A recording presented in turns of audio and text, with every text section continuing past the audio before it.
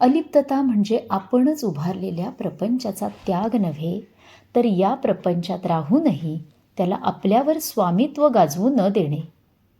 कमलदलासारखी मनोवृत्ती म्हणजे अलिप्तता. त्याचे अस्तित्वच पाण्यावर असते, तरी ते पाण्याच्या एका थेंबालाही स्पर्श करू देत नाही.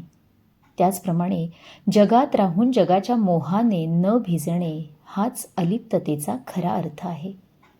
अनेकांना वाटतं की अलिप्तता म्हणजे भावना शून्य होणं, माणसांपासून दूर जाणं किंवा नात्यांचा त्याग करणं. पण तसं अजिबात नाही आहे. अलिप्तता म्हणजे प्रेम करणं, पण मालकीची भावना न ठेवणं. सेवा करणं, पण अहंकार न बाळगणं. कर्तव्य करणं, पण फळाची अपेक्षा न धरणं. हा जीवनाचा अत्यंत उंच आणि प्रगल्भ टप्पा आहे. जीवनाला मुक्त करणारी अंतर्मनाची संयमित अवस्था म्हणजे अलिप्तता. भगवद्गीतेत भगवान श्रीकृष्ण मोहवश अर्जुनाला कर्मयोग कथन करताना म्हणतात, कर्म कर, पण कर्माच्या फळावर अधिकार सांगू नकोस. या एका वाक्यात अलिप्ततेचं संपूर्ण तत्त्वज्ञान सामावलं आहे. कारण अपेक्षा हेच दुःखाचं आणि अपेक्षाभंगाचं मूळ कारण असतं. अपेक्षा पूर्ण झाली नाही की मन तुटतं. एक अपेक्षा पूर्ण झाली की अनेक नवीन अपेक्षा जन्माला येतात. त्यामुळे अपेक्षांच्या साखळदंडातून मुक्त होणं म्हणजे अलिप्ततेकडे वाटचाल होय. आपण जीवनात अनेक गोष्टींना माझे म्हणतो. माझे घर, माझे मूल, माझे पद, माझी संपत्ती, माझी कीर्ती. पण काळ हळूहळू दाखवून देतो की यापैकी काहीही कायमचं आपलं नसतं. सर्व काही बदलणारं आहे. या बदलत्या जगात बदल स्वीकारणारा मनुष्यच शांत आणि सुखी राहू शकतो. जो बदलाला विरोध करतो तो सातत्याने समस्यांमध्ये गुंतत राहतो. अलिप्तता म्हणजे उदासीनता नव्हे. उदास माणूस कशावरच प्रेम करू शकत नाही. अलिप्त माणूस प्रेम करतो, पण त्यात मालकी किंवा स्वार्थ मिसळत नाही. उदासीन माणूस जबाबदारी टाळतो, तर अलिप्त माणूस जबाबदारी पार पाडतो, पण तिचं ओझं मनावर वागवत नाही. त्यामुळे अलिप्तता ही नकारात्मक वृत्ती नसून अत्यंत सकारात्मक ऊर्जा देणारी जीवनदृष्टी असते. जीवनातील बहुतांश संघर्ष मी आणि माझे या 2 शब्दांमुळे निर्माण होतात. अहंकार आणि आसक्ती ही दुःखाची 2 प्रमुख कारणं असतात. अलिप्तता या दोन्हीचा अंत करते. जेव्हा मनुष्य स्वतःला केवळ निमित्त मानतो, तेव्हा त्याच्यातील अहंकार विरघळू लागतो. मी करतो ही भावना नाहीशी होऊन कोणती तरी अज्ञात पण सात्विक शक्ती माझ्याकडून करून घेत आहे, ही भावना जागृत होते. तेथेच खऱ्या अलिप्ततेची सुरुवात होते. संत तुकाराम महाराज म्हणतात, ठेविले अनंते तैसेची राहावे. या एका ओळीत संपूर्ण समत्व आणि अलिप्ततेचा संदेश दडलेला आहे.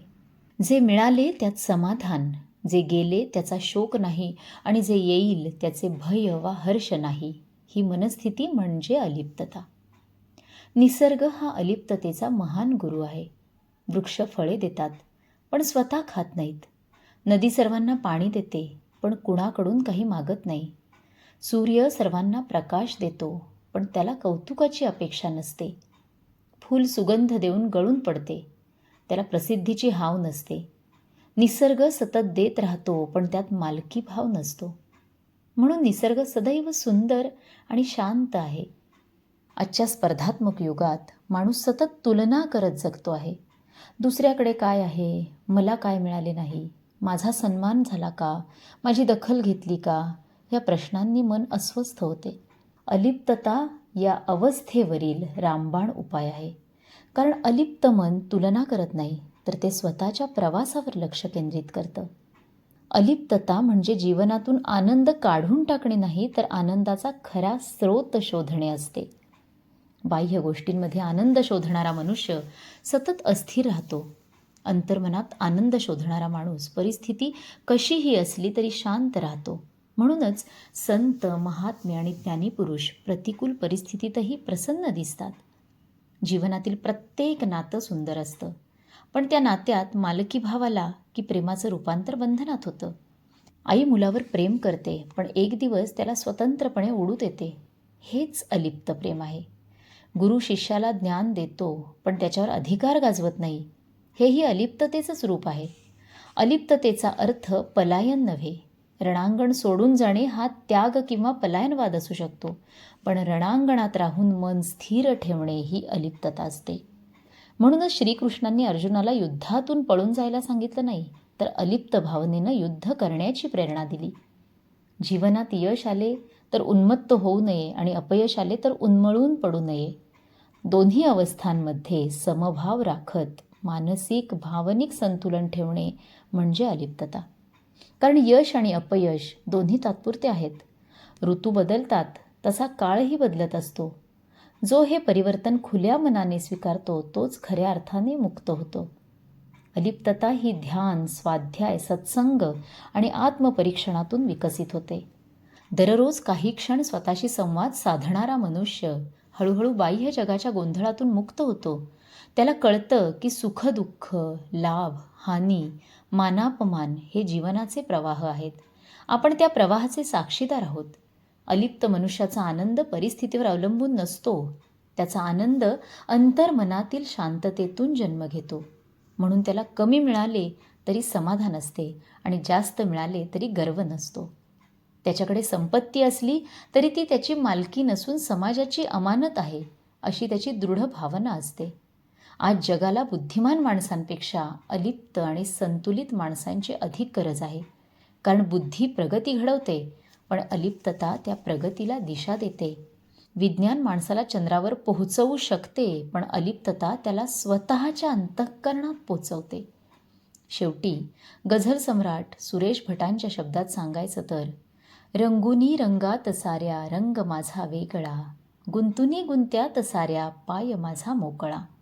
हेच खरं आहे. अलिप्तता म्हणजे जीवनापासून दूर जाणे नव्हे, तर जीवनाला योग्य अंतरावरून साक्षी भावाने पाहण्याची कला होय. ती मनाला हलके करते, अहंकार वितळवते, प्रेमाला पावित्र्य देते आणि कर्माला योग बनवते.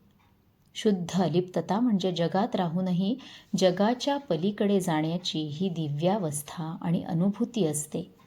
म्हणूनच हात कर्मात असू द्या, मन परमेश्वरात असू द्या, नाती जपा पण बंधने नकोत, प्रेम करा पण मालकी नको, जगात जगा पण जगाला तुम्हाला गिळू देऊ नका. यालाच भारतीय अध्यात्म अलिप्तता म्हणते. आणि हीच अलिप्तता माणसाला बाह्य यशापेक्षा अंतर्मनाचे अमूल्य स्वातंत्र्य प्रदान करते. धन्यवाद.